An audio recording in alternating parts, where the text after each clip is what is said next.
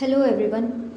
Today we will discuss page number 9 of Govind Pareek sir's book. इसमें सबसे पहले आता है मूर्छा. मूर्छा के प्रकार आचार्य चरक ने 4 बोले हैं, आचार्य सुश्रुत ने 6 बोले हैं और माधव ने भी 6 ही बोले हैं. आचार्य चरक ने जो सूत्र स्थान का 19वां अध्याय है उसमें जिन रोगों के 4 भेद हैं उनमें मूर्छा को इंक्लूड किया है. आचार्य सुश्रुत और आचार्य माधव ने जो अलग से बोले हैं वो क्या है, वात, पित्त, कफ, रक्त तो है ही, उसमें मध्यज और विषज आ जाएगा. जबकि आचार्य चरक ने कौन से बोले हैं, वात, पित्त, कफ और सन्निपातज बोले हैं. अब इसके बाद आता है मध्य के गुण. चरक ने 10 बोले हैं, सुश्रुत ने 8 बोले हैं और वाग्भट ने भी 10 बोले हैं. तो मध्य के गुण की अगर हम बात करेंगे, आचार्य चरक और आचार्य वाग्भट के 10-10 हैं, आचार्य सुश्रुत के अलग हैं सिर्फ 8.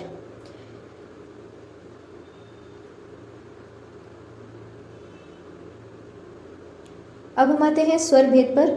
आचार्य चरक ने 6 बोले हैं. आचार्य चरक के 6 कौन से हैं, वात, पित्त, कफ, रक्तज. फिर उसके बाद आता है कासवेग और सपीनस. इस तरीके से 6 स्वर भेद का वर्णन आचार्य चरक ने किया है, जबकि आचार्य सुश्रुत ने किस तरीके से बोला है, वात, पित्त, कफ, सन्निपातज. उसके बाद उन्होंने लिया है क्षयज और मेदोजन्य. तो बोले तो दोनों ने ही, आचार्य चरक और आचार्य सुश्रुत ने 6 भेद हैं, लेकिन जो भेदों का नाम है वो अलग है. आचार्य चरक के ये कास और सपीनस वाले हैं और उन्होंने रक्तज को इंक्लूड किया है, जबकि आचार्य सुश्रुत के क्षयज और मेदोजन्य है और उन्होंने सन्निपातज को इंक्लूड किया है. इसके बाद हम आते हैं मूत्राघात पर.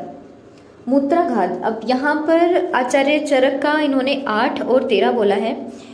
ये चीज क्लियर कर देती हूँ कि अगर हम मूत्राघात की बात करते हैं अकॉर्डिंग टू चरक तो वहां पर आंसर आएगा 8. लेकिन अगर 13 न्यूमेरिक वर्ड आता है मूत्र के दोषों से रिलेटेड तो वहां पर मूत्र दोष आएगा, ना कि मूत्राघात.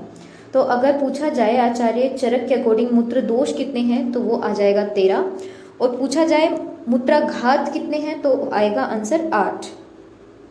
जो मूत्र दोष है वो तो सिद्धि स्थान में मेंशन किए हैं 9वें अध्याय में, और मूत्राघात जो है वो जो चरक का 19वां अध्याय है उसके अंदर ये मेंशन कर रखा है.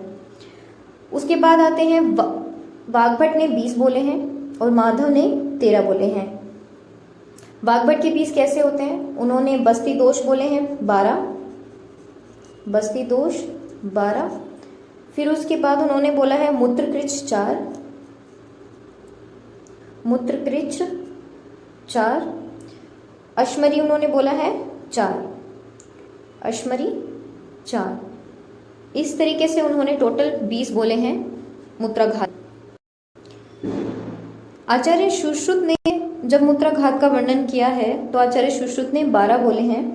उन्होंने चरकोक्त बस्ती कुंडल और विड विघात को नहीं माना है, बल्कि मूत्रोक्साद का वर्णन किया है, उसके 2 भेद बताए हैं.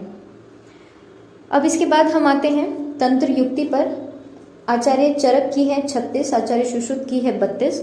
आचार्य सुश्रुत ने उत्तर तंत्र के अंदर 32 तंत्र युक्तियों का वर्णन किया है, और उसमें अगर हम 4 जोड़ देते हैं तो आचार्य चरक, और उसमें हम 4 जोड़ देते हैं तो भट्टार हरिश्चंद्र इनका आता है. जबकि आचार्य चरक और आचार्य वाग्भट ने दोनों ने 36 ही बोले हैं. दोबारा से देख लेते हैं. आचार्य सुश्रुत के 32 आते हैं, अगर उनमें हम 4 ऐड और कर देंगे तो आचार्य चरक और आचार्य वाग्भट के हैं.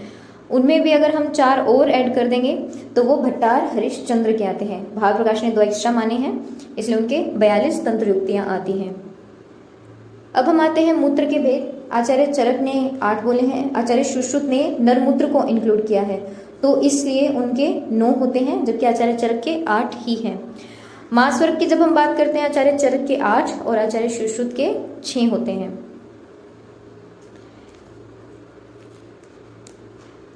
मूत्रकृच आचार्य चरक ने 8 बोले हैं. वातज, पित्तज, श्लेष्मज, सन्निपातिक, रक्तज, शुक्रज, अश्मरिज और शर्करा. ये चीज याद रखनी है. आचार्य चरक का मूत्राघात जो है वो 8 है, मूत्रकृच 8 है, जबकि मूत्र दोष 13 है. किनके, आचार्य चरक के अकॉर्डिंग.